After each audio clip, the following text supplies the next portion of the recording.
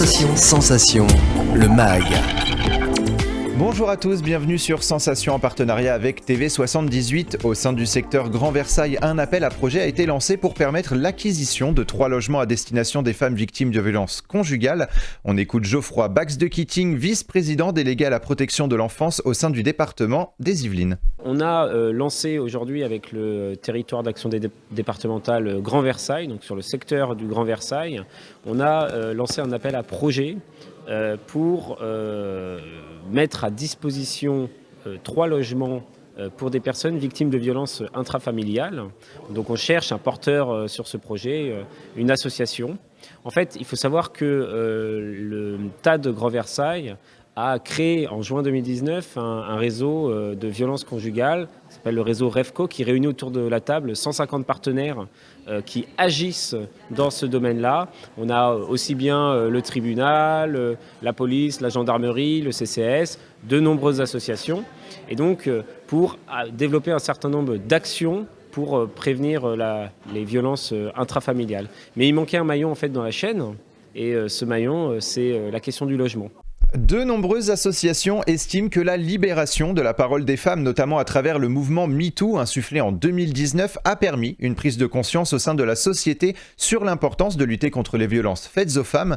Aujourd'hui, la prévention et la sensibilisation sont presque devenus des piliers de communication pour tenter d'endiguer le phénomène des violences faites aux femmes, vieux de plusieurs siècles. Geoffroy Bax-de-Kitting. Oui, elles sont toujours nécessaires. On l'a vu en plus avec le contexte actuel sanitaire où on a eu une explosion des violences intrafamiliales.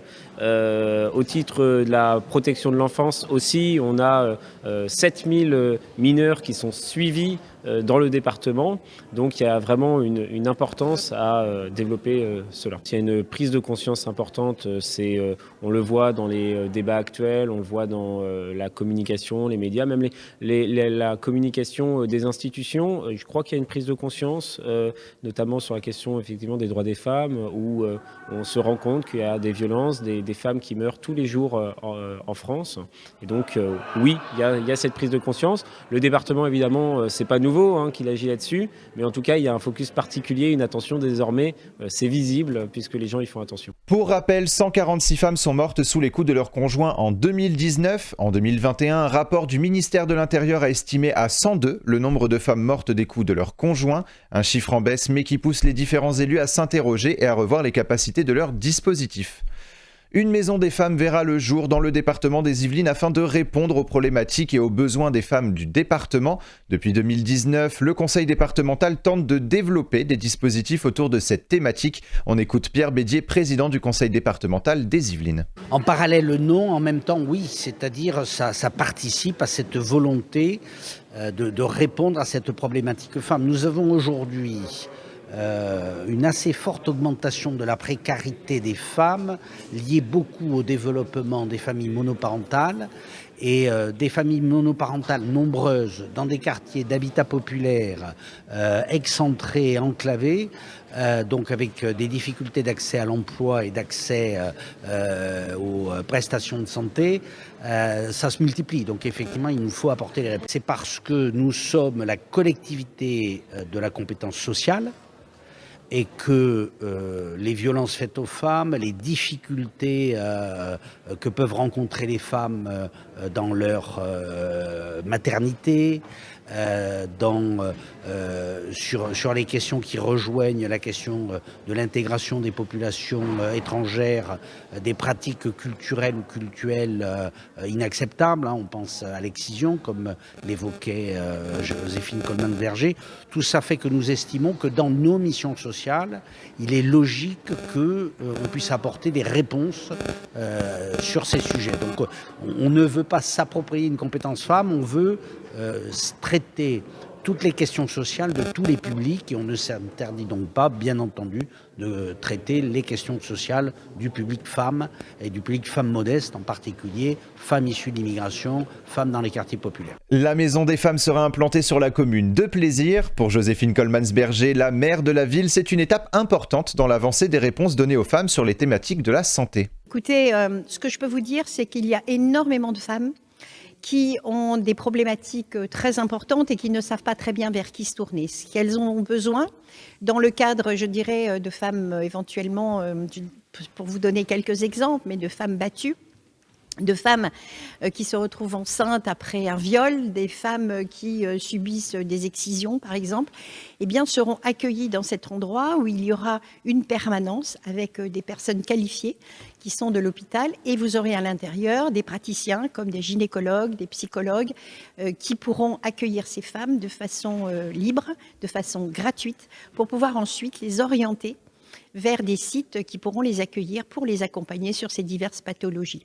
Alors on est déjà en lien avec pas mal de services qui sont des services d'autres hôpitaux qui peuvent accueillir ces femmes et leurs bébés éventuellement, et avoir aussi tout un travail, je dirais, pour les tranquilliser. Et il y aura à l'intérieur de cette maison des femmes aussi des activités pour que ce ne soit pas uniquement médical, mais que ce soit aussi culturel et pourquoi pas sportif, avec des petites choses à leur faire faire. Alors c'est pas un lieu où les femmes peuvent dormir, c'est un lieu d'accueil qui va prendre du temps dans ces travaux, mais en attendant, il va y avoir dans les mois qui viennent une ouverture sur un bâtiment de l'hôpital, et qui sera une période intermédiaire déjà pour l'ouvrir le plus rapidement possible. Les travaux devraient démarrer dans quelques mois, mais des solutions seront mises en place pour permettre l'accueil des femmes en attendant la fin des travaux, actés à hauteur d'1 650 000 €. Joséphine Coleman-Berger. Je prends ça à bras-le-corps, vraiment. Je le vis fortement, pas uniquement comme une femme, je le vis aussi comme une élue de terrain. Je m'aperçois qu'on a des CCAS, on a des maisons des familles, on a des lieux, effectivement, où les femmes viennent déjà, les hommes, les enfants, mais on n'a pas de spécificité vraiment d'accueil pour des femmes en difficulté. Et en étant mère, je les vois, je les rencontre, et très souvent, je sens leur désarroi de ne pas savoir à qui s'adresser. Donc ce point d'accueil libre, où effectivement personne ne va les juger, personne ne va leur poser de questions indiscrètes, mais au contraire, on sera dans l'accompagnement, pour moi c'est fondamental. Je suis très heureuse d'avoir accompagné par le biais de mon rôle d'élu ici avec mes collègues, cette maison des femmes sur plaisir. Jusque-là, la maison des femmes la plus proche était située à Saint-Denis. Le département des Yvelines compte cependant de nombreuses associations et une pluralité de dispositifs à destination des femmes, comme France Victimes 78, la MCPF à Bois d'Arcy ou encore le CIDFF des Yvelines.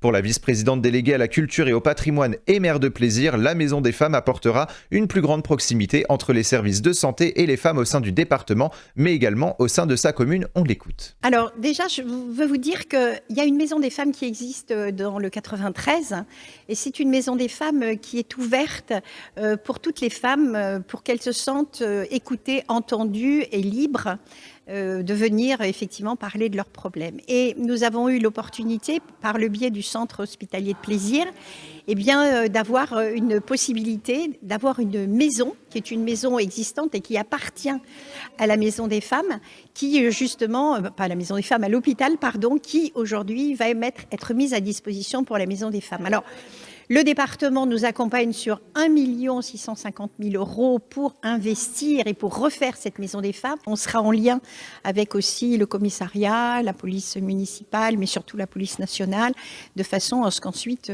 tout ça sera suivi de près. Je pense que ce qui est compliqué pour les femmes, c'est de comprendre les méandres d'accompagnement dont elles peuvent bénéficier. C'est ça qui est important. Et je trouve que d'avoir cette première maison des femmes dans le département des Yvelines, c'était vraiment nécessaire.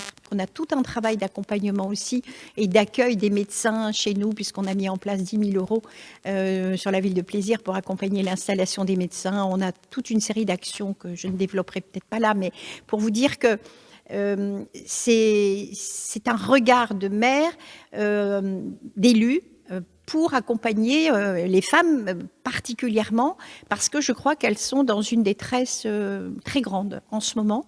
Alors, est-ce que c'est parce que les femmes parlent plus ? C'est possible. Il y a plus de liberté d'expression, ou est-ce qu'il y a de plus en plus de violence et de difficultés ? Je ne saurais le dire, je ne suis pas une spécialiste. En tout cas, je crois que le rôle d'un élu de terrain, c'est d'être à l'écoute et de trouver des solutions. C'est la fin de cette édition. Les 2 informations à retenir sont l'appel à projet dans le secteur du Grand Versailles afin d'acquérir 3 logements à destination des femmes victimes de violences conjugales et l'implantation d'une maison des femmes dans la commune de Plaisir afin de répondre aux besoins et aux thématiques liées à la santé des femmes. Retrouvez plus d'informations dans nos prochains magazines et pour revoir ou réécouter cette émission, rendez-vous sur notre site et application Radio Sensation.